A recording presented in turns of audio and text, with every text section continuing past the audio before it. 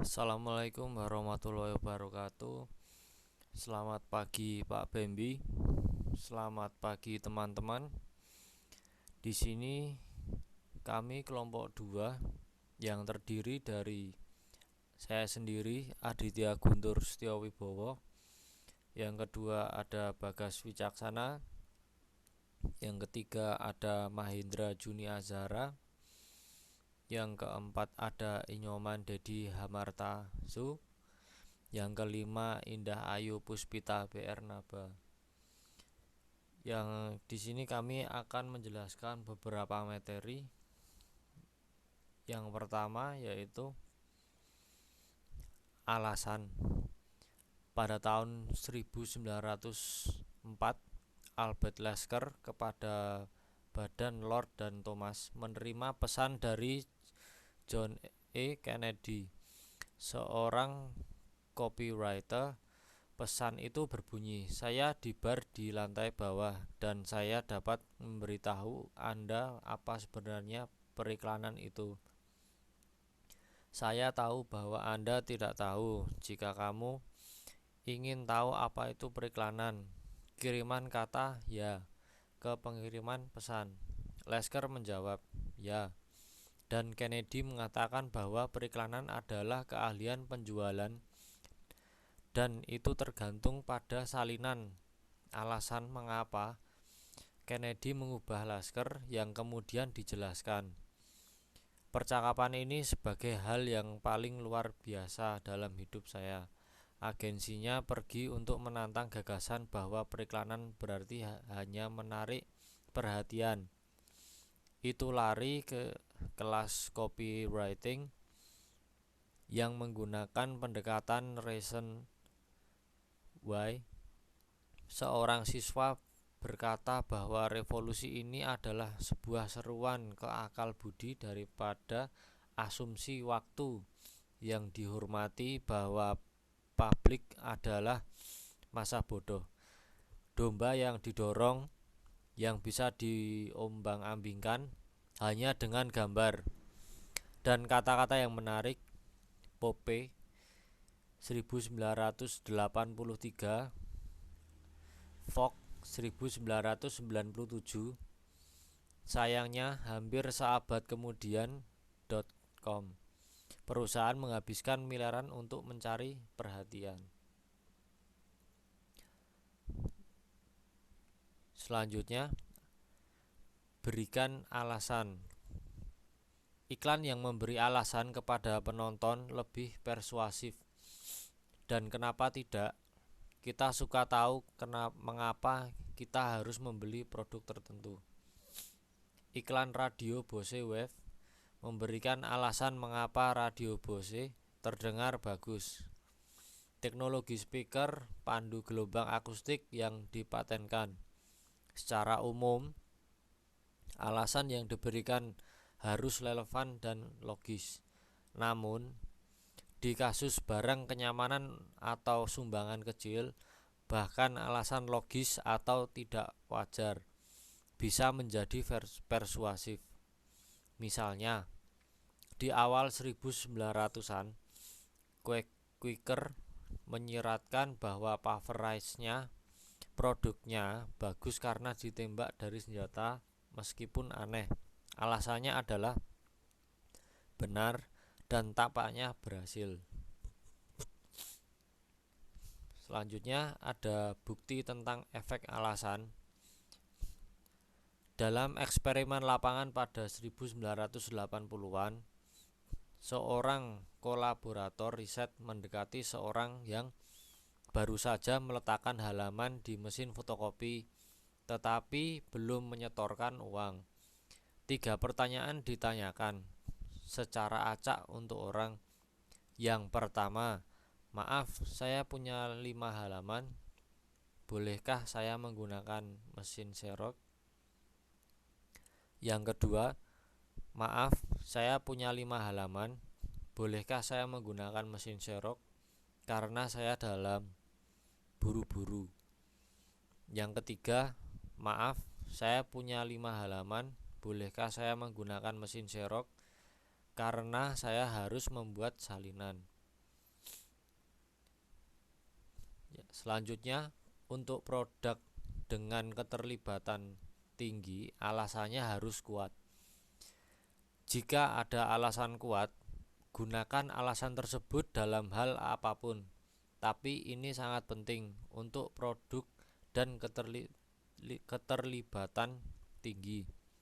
Prinsip ini adalah praktik untuk dalam periklanan. Misalnya, dari 321 iklan cetak keterlibatan tinggi yang memuat alasan di analisis WAPB. Kami menilai 71% dari mereka sebagai kuat. Selanjutnya, bukti tentang alasan yang kuat. Prinsip sebelumnya menjelaskan eksperimen yang melibatkan permintaan untuk melompat ke depan di baris serok dengan permintaan kecil, hanya 5 halaman. Sekarang mari kita lihat apa terjadi jika permintaan lebih besar. Pelaku eksperimen bertanya, "Maaf, saya punya 20 halaman. Bolehkah saya menggunakan mesin serok?" Dalam hal ini orang-orang yang ditanyakan berpikir tentang permintaan tersebut. Oleh karena itu alasan konyol karena harus membuat salinan. Tidak lebih persuasif daripada memberikan tidak ada alasan yang hanya 24% memenuhi permintaan tersebut. Sebaliknya, ketika diberi alasan yang bagus, saya dalam terburu-buru 42% memenuhi Langer et al. 1998. Selanjutnya, iklan persuasif. Dari argumen lemah untuk mengubah sikap untuk situasi keterlibatan tinggi, tetapi tidak untuk keterlibatan yang rendah. Analisis kami terhadap data kuasi eksperimental mendukung prinsip ini. Iklan cetak dengan alasan yang lebih kuat memiliki daya ingat yang lebih baik. Analisis WAPB kami ditentukan 25 pasang iklan cetak dengan keterlibatan tinggi, di mana satu iklan memiliki alasan yang lebih kuat dari yang lain. Misalnya iklan mobil Isuzu yang bertuliskan Isuzu baru hadir dalam berbagai warna menarik, mesin dan harga V6, 24 katup baru yang bertenaga tak sebenarnya bisa Anda beli, dibandingkan dengan iklan Isuzu yang lain diberi kode karena memiliki alasan yang lebih lemah. Penarikan iklan dengan alasan yang lebih kuat adalah 1,48 kali lebih baik dalam kombinasi dengan hasil WAPB untuk prinsip sebelumnya. Ini menyiratkan bahwa iklan yang alasan yang kuat kira-kira 2 kali lebih efektif dalam menghasilkan. Diingat sebagai iklan yang tidak mencantumkan alasan apapun.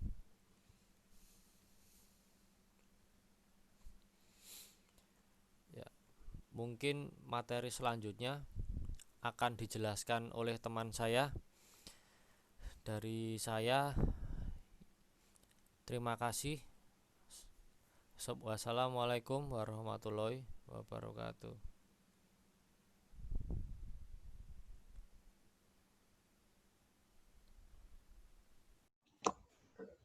Saya akan melanjutkan presentasi teman saya yang akan mempresentasikan tentang bukti sosial. Bukti sosial dapat digunakan dalam iklan dengan menampilkan seseorang yang mirip dengan orang yang melihat iklan pada beberapa dimensi utama, atau seperti latar belakang pendidikan, usia, pakaian, atau sudut pandang politik.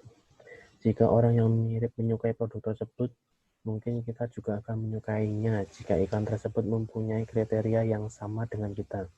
Dengan demikian, bukti sosial dapat mempengaruhi pengambilan keputusan. Contoh kasus bukti sosial dapat mempengaruhi. Novel Goethe tahun 1774, The Sorrows of Young Werther. sangat mempengaruhi pembaca.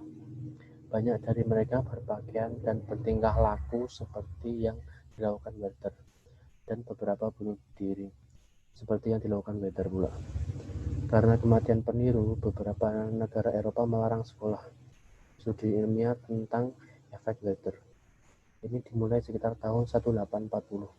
Pada tahun 1910, Asosiasi Psikoanalisis Wina memeriksa apakah laporan surat kabar tentang bunuh diri menyebabkan anak-anak sekolah melakukan bunuh diri. Tahun kemudian, sebuah komisi dari American Medical Association membahas masalah yang sama. Pada akhir 1980-an, ada sekitar 90 peneliti. Mereka menunjukkan bahwa efek Werther kuat. Dalam serial TV 6 episode yang berjudul Death of a Student, seorang korban bunuh diri melompat di depan kereta. Setelah penayangannya pada tahun 1981 dan 1982, kasus bunuh diri meningkat, terutama pada orang-orang yang usia dan jenis kelaminnya sama dengan korban dalam serial tersebut. Ketika bunuh diri menjadi sensasional di media dan ditampilkan sebagai cara orang memecahkan masalah.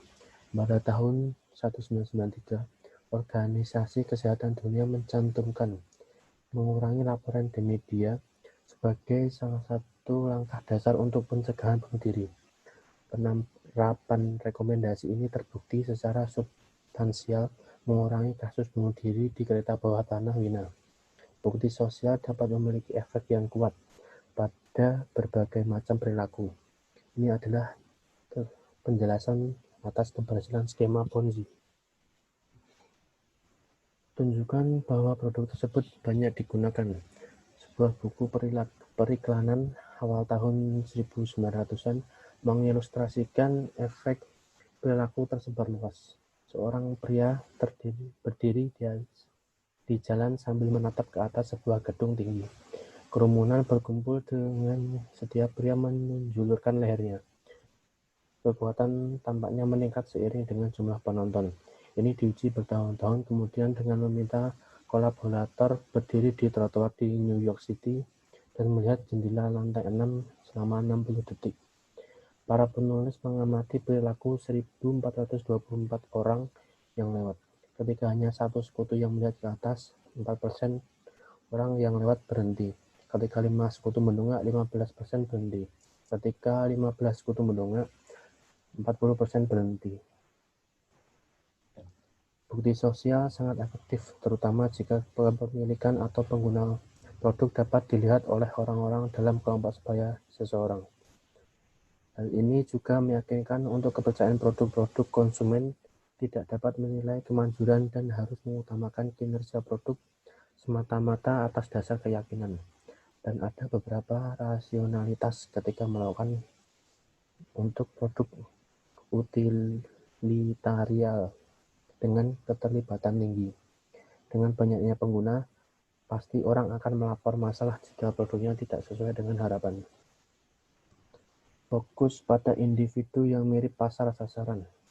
Asas ini telah diantisipasi sejak lama oleh Adam Smith ketika dia menyatakan bahwa lebih mudah bagi orang untuk mengidentifikasikan dengan individu tertentu daripada dengan kelompok besar.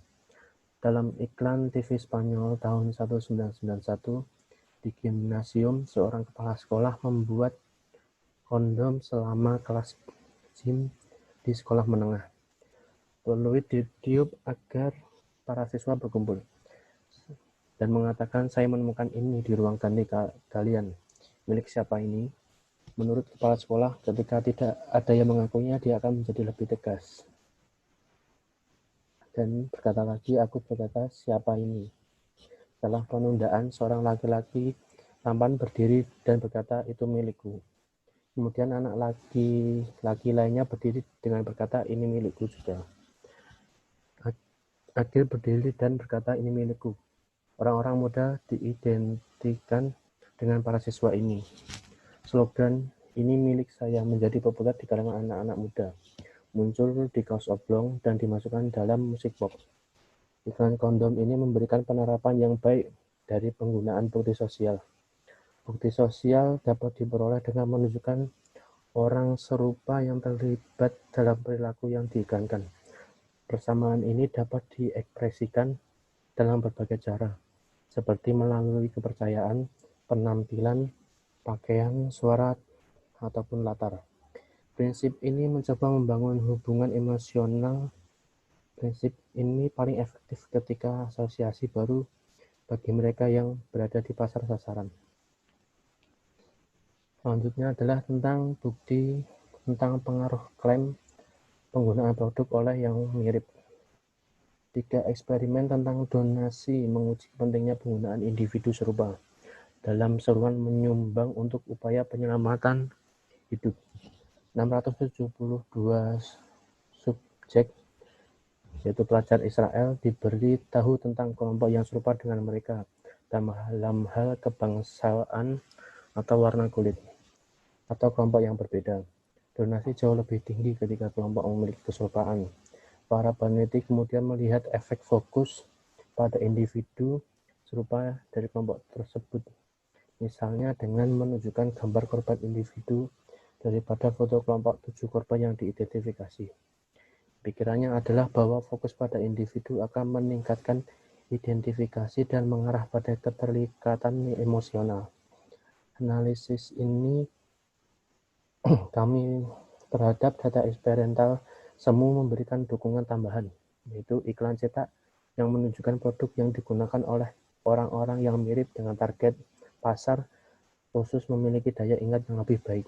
Analisis WAPB, kami menemukan 26 pasang cetak iklan di mana satu iklan menampilkan produk yang digunakan oleh orang-orang dengan fitur khusus yang mirip dengan pasar target, dengan iklan lainnya tidak. Ingat, untuk iklan yang menampilkan pasar target yang berbeda adalah 1,21 kali lebih baik daripada iklan lainnya. Sekian presentasi dari saya, selanjutnya akan dilanjutkan oleh teman saya. Terima kasih. Assalamualaikum warahmatullahi wabarakatuh. Di sini saya Bagas Wicaksana akan melanjutkan presentasi dari teman saya.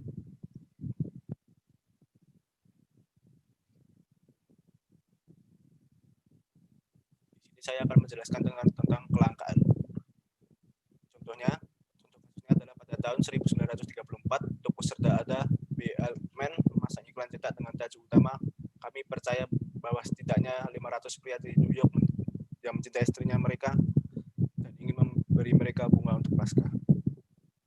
Iklan tersebut berhasil menjual 500 karangan bunga dalam 3 jam, dan iklan itu terpilih sebagai iklan retail terbaik pada tahun itu menurut Watkins 1959. Jika orang-orang merasa bahwa suatu produk terbatas atau persediaannya aktif sedikit, mereka seringkali lebih menghargainya. Hal ini sebagian disebabkan oleh keinginan untuk mengesankan orang-orang dengan memiliki sesuatu yang tidak dimiliki orang lain.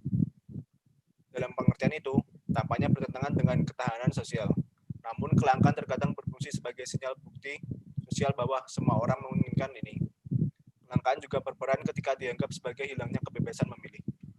Contohnya, pada tahun 1985, Coca-Cola menemukan bahwa dalam tes rasa dalam keadaan mata tertutup, orang lebih menyukai rasa Coca-Cola yang baru daripada Coca-Cola dengan formula lama.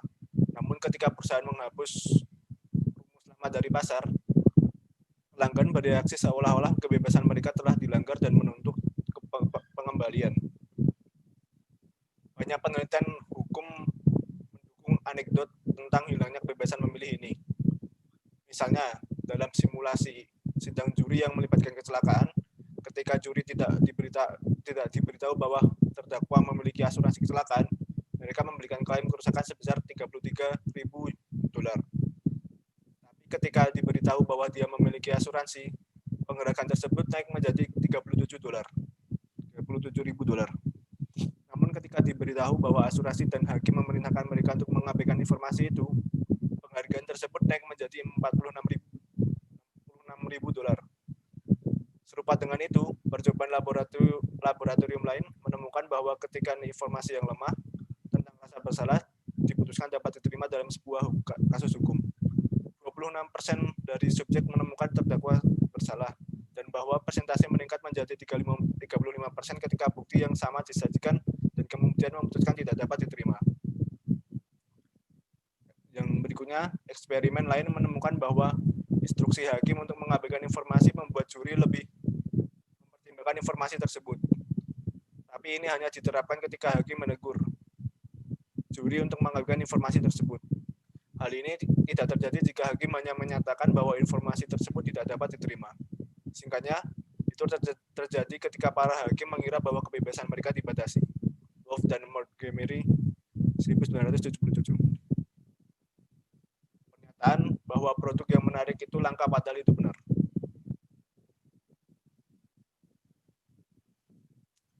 Kelangkaan paling bisa diterapkan ketika produk yang diinginkan, misalnya karya seni, itu mahal atau dibeli untuk kesenangan dan dapat dipamerkan kepada orang lain. Kondisi saat itu benar penting untuk mengembangkan hubungan jangka panjang yang baik dengan pelanggan. Menjelaskan alasan kekurangan menambah kredibilitas, namun pelanggan bisa merasa kesal jika banding tidak memiliki kredibilitas. Pertimbangkan baris pemasaran komodium berbagi waktu ini. Jika Anda membeli sekarang, saya dapat memberi Anda harga khusus hari ini. Hindari membahas utilitas menggunakan permohonan kelangkaan. Misalnya, saat mengiklankan mobil antik, jangan menekankan jarak tempuh, bahan bakar, keamanan, atau kecepatan. Jika utilitas diiklankan, pelanggan mungkin akan mempertimbangkan produk alternatif daripada menginginkan keunikan item ini. Memungkinkan dapat meningkatkan persepsi tentang kelangkaan dengan memberikan informasi di dalam langkah kepada beberapa pelanggan. Dalam percobaan lapangan, beberapa pelanggan dari perusahaan importir daging diberi presentasi penjualan standar. Kelompok kedua diberitahu bahwa persediaan daging sapi kemungkinan akan langka dalam beberapa bulan mendatang, dan mereka memesan 2 kali lebih daripada kelompok penyajian standar. Kelompok ketiga diberitahu informasi yang sama tentang kelangkaan daging sapi, tetapi juga diberitahu bahwa informasi ini tidak tersedia secara umum, yaitu informasi tersebut langka karena berasal dari kontak eksklusif yang dimiliki perusahaan. Mereka memesan 6 kali lebih banyak daripada kelompok standar, menurut Cialdini 2009. Yang berikutnya, membatasi penjualan suatu produk. Hopkins pada tahun 1923 menyatakan bahwa penawaran yang terbatas kepada kelas orang tertentu lebih efektif daripada penawaran umum. Mark Twain menyadari hal ini dalam Adventure of Huckleberry Finn. Wanita dan anak-anak tidak diperbolehkan. Nah, katanya jika jalur itu tidak menarik mereka, saya tidak tahu akan tahu. Berbagai batasan dapat digunakan, mereka bisa terkait dengan waktu di mana produk mungkin dibeli, jenis pelanggan atau kuantitas. Misalnya pada pertengahan 1800-an iklan sirkus PT Barnum menggunakan kelangkaan waktu, hanya minggu ini. Efeknya lebih kuat jika ada alasan yang bagus untuk pembatasan, seperti permintaan tinggi, terutama untuk produk dengan keterlibatan tinggi. Bukti tentang efek pembatas pasokan. Untuk memeriksa pembatasan pada jenis pelanggan, percobaan laboratorium menyediakan 64 subjek dengan pernyataan yang diduga diambil dari sampul buku pornografi. Separuh menerima pernyataan tambahan bahwa buku itu dibatasi untuk mereka yang beratas 21 tahun ke atas. Pembatasan usia secara substansial meningkatkan keinginan untuk membaca buku, menurut Zellinger et al. Pada tahun 1975. Umumnya, atribusi.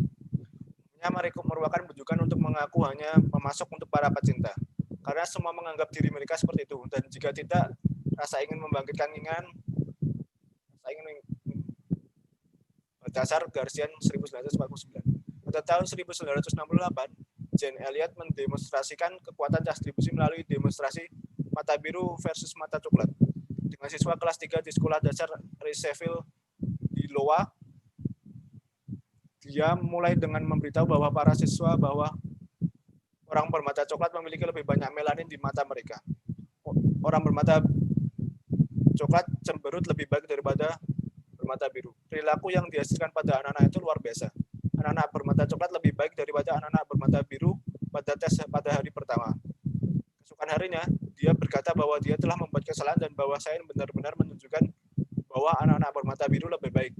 Hal ini menyebabkan pembalikan perilaku. Anak-anak bermata biru tampil lebih baik hari itu. Demonstrasi mata biru versus mata coklat diulangi di ruang kelas di seluruh negeri. Demonstrasi tersebut menciptakan keretakan antara Elliot dan dewan sekolah yang berlangsung selama beberapa dekade. Namun anak-anak mengingat latihan lama setelahnya sebagai pengalaman belajar yang penting. Prinsip atribusi disebut prinsip Pygmalion.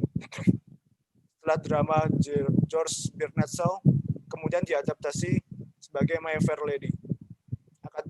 Akademisi terkadang menyebutnya sebagai pelabelan.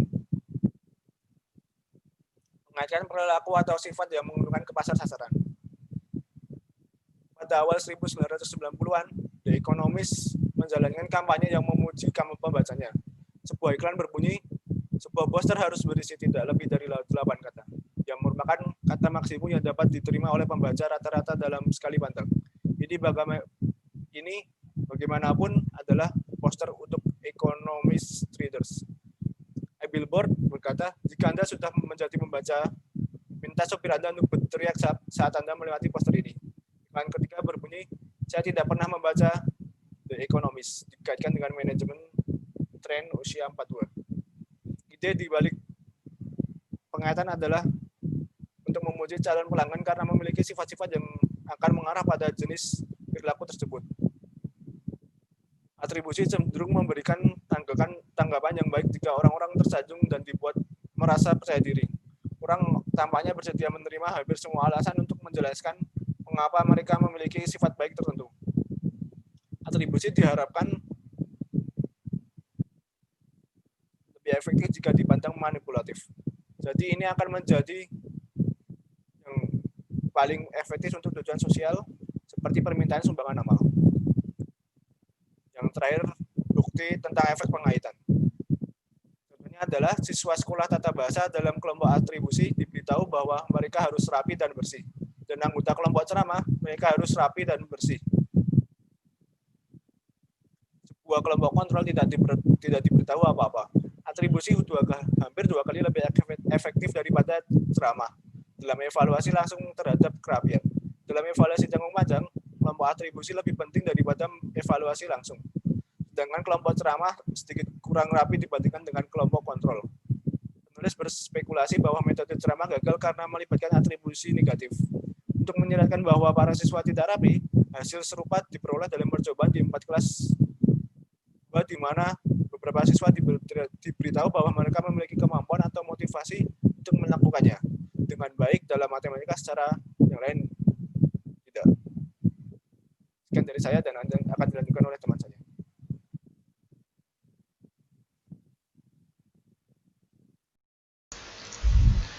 Selamat pagi Pak Bambang dan selamat pagi teman-teman.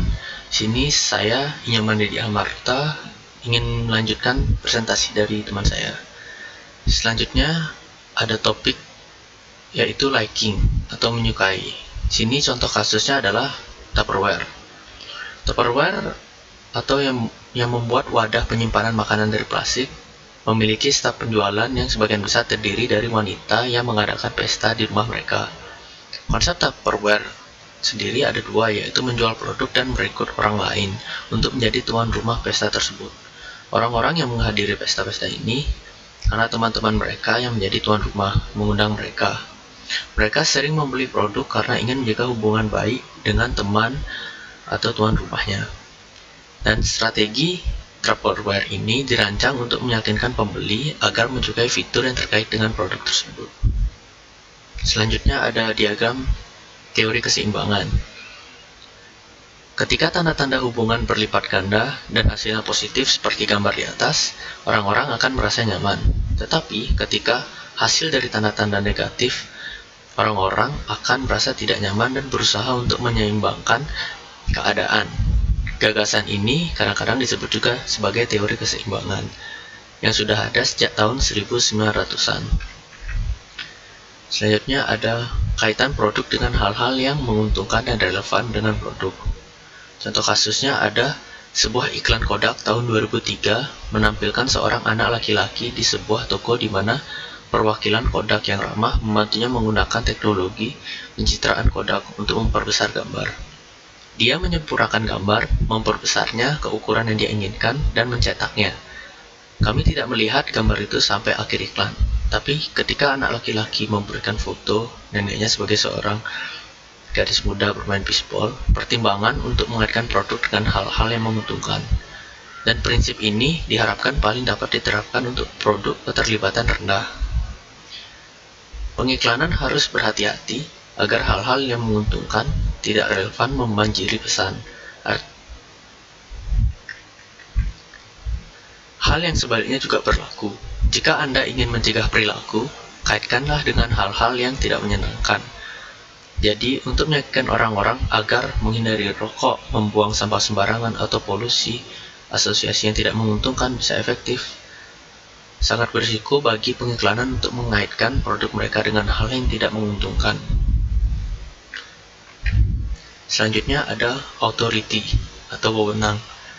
Prinsip otoritas bersifat persuasif, terutama untuk barang-barang kepercayaan, yaitu barang yang kualitas atau kinerjanya adalah soal iman. Jika pelanggan tidak dapat menilai kualitas suatu produk, mereka sering kali mengandalkan otoritas. Kepercayaan tinggi jika orang atau institusi yang dihormati mendukung pesan tersebut. Misalnya, pedagang Inggris tertentu telah lama mengiklankan produk yang dibuat untuk seorang ratu. Dengan penunjukan yang mulia, juru bicara harus terlihat berpakaian, bertindak, dan berwibawa. Tulisan font, tata letak, dan ilustrasi harus terlihat berwibawa. Prinsip ini tampak begitu jelas sehingga kita mungkin bertanya-tanya, penelitian apa yang harus ditambahkan? Apa yang harus ditunjukkan? Penelitian ini bukanlah bahwa otoritas itu persuasif, tetapi memiliki kekuatan yang begitu besar untuk membujuk. Sekian presentasi dari saya, selanjutnya akan dilanjutkan oleh teman saya. Terima kasih. Presentasi dari rekan saya. Selanjutnya ada komitmen. Komitmen ialah orang-orang yang umumnya berusaha untuk berperilaku dengan cara konsisten dengan apa yang mereka katakan dan dengan bagaimana mereka telah bertindak di masa lalu. Ini memungkinkan mereka untuk memandang diri mereka dapat diandalkan, dapat dipercaya, dan rasional. Selanjutnya, meminta pelanggan untuk membuat janji eksplisit. Komitmen bekerja dalam banyak situasi lebih persuasif untuk produk-produk terkait keterlibatan tinggi, misalnya untuk melestarikan penggunaan listrik, tagihan listrik, dapat mencakup sisipan yang akan meminta pelanggan untuk menetapkan tujuan untuk bulan berikutnya. Bukti tentang janji eksplisit. Ketika pemilik rumah diminta untuk membuat komitmen pribadi untuk menghemat energi, mereka menggunakan sekitar 4% lebih sedikit energi pada bulan berikutnya dengan kontrol grup Palak and Cummings 1976.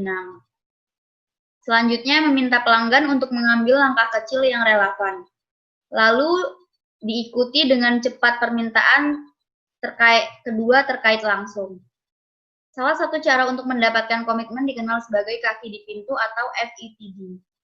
Ini mengemukakan bahwa orang lebih cenderung berkomitmen pada sesuatu jika mereka sebelumnya telah membuat komitmen yang lebih kecil, seperti meminta informasi tentang suatu produk. FETD sendiri tidak berfungsi ketika orang dibayar untuk mematuhi awal. Misalnya untuk meningkatkan kemungkinan orang-orang yang menjadi sukarelawan untuk bekerja di sebuah rumah sakit, mereka mungkin terlebih dahulu diminta untuk menyelesaikan kuesioner tentang cara rumah sakit memberikan pelayanan yang lebih baik. Rumah sakit kemudian dapat berterima kasih kepada mereka untuk menyelesaikan kuesioner dan permintaan bahwa sukarela mereka pengiklanan telah menggunakan metode FETD untuk berbagai produk komersial. Bukti efek kaki di pintu. Salah satu makalah paling berpengaruh di FETD melibatkan 2 eksperimen. Dalam yang pertama, sebagai pendahuluan untuk meyakinkan apakah tim survei OVIF atau 6 orang bisa datang ke dalam rumah untuk mengklasifikasikan produk-produk rumah tangga yang digunakan. Ibu rumah tangga ditugaskan untuk grup kontrol atau salah satu grup of care untuk menerima salah satu setelah panggilan telepon. Cukup memperkenalkan proyek penelitian tanpa permintaan, menanyakan apakah mereka bersedia menjawab beberapa pertanyaan, mengajukan 8 pertanyaan mudah tentang sabun yang mereka gunakan, lalu 3 hari kemudian para peneliti menelepon dengan apa yang lebih besar meminta kunjungan oleh tim survei. Dalam percobaan kedua, mereka peneliti secara acak menugaskan 112 subjek 112 subjek ke tempat perawatan eksperimental dan grup kontrol tanpa kontak. Satu perawatan meminta mereka untuk menerima dan menampilkan tanda persegi 3 inci yang mengatakan, jadilah pengemudi yang aman, permintaan yang disepakati semua peserta. 2 minggu kemudian, semua peserta diminta untuk meletakkan tanda 6 kaki dan 3 kaki di halaman depan mereka yang bermaksudkan berkendaralah dengan hati-hati dari grup kontrol tanpa kontak. 17% menyetujui permintaan billboard ini. Dalam meta-analisis 120 perbandingan eksperimental, efek FTD pada bujukan positif tapi sederhana. Banyak penelitian menghasilkan efek kecil, kadang-kadang ke arah yang salah. Tetapi ketika analisis terbatas pada studi dengan permintaan kedua yang eksplisit dan terkait langsung, strategi FTD Beeman et al. 1983. Mungkin wawasan yang paling penting tentang penggunaan prinsip FETD didirikan oleh pandangan tanggung jawab sosial dari tiga metabolitas analisis yang mencakup studi eksperimental. Ini menunjukkan bahwa efek jauh lebih kuat untuk permintaan yang melibatkan tanggung jawab sosial. Dillard 1991, misalnya FTD meningkatkan donasi organ manusia. Carducci et al. 1989. Timbal balik. Pada tahun 1880-an, Quaker Oats memberikan kalender, buku masak, blotter, kipas gereja, dan sampel sereal gratis. Pada akhir 1990-an, Amerika Online membangun bisnisnya dengan mengirim internet gratis sebagai bagian dari iklan email langsung.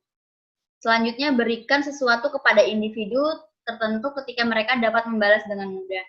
Sebuah hadiah memohon prinsip timbal balik, namun agar efektif, Ann Pfister harus mengutamakan hadiah ke tangan pelanggan tanpa pamrih. Dalam situasi seperti ini, mereka yang telah menerima hadiah dan mendengarkannya di lapangan dan tidak memiliki kewajiban lanjut, dan beberapa pemasar berbagi waktu di rumah liburan kehilangan pandangan tentang cara menggunakan hadiah dengan benar, dan mereka memiliki perasaan kewajiban untuk membalas para. Baiklah, sekian presentasi dari kelompok kami. Kami ucapkan terima kasih.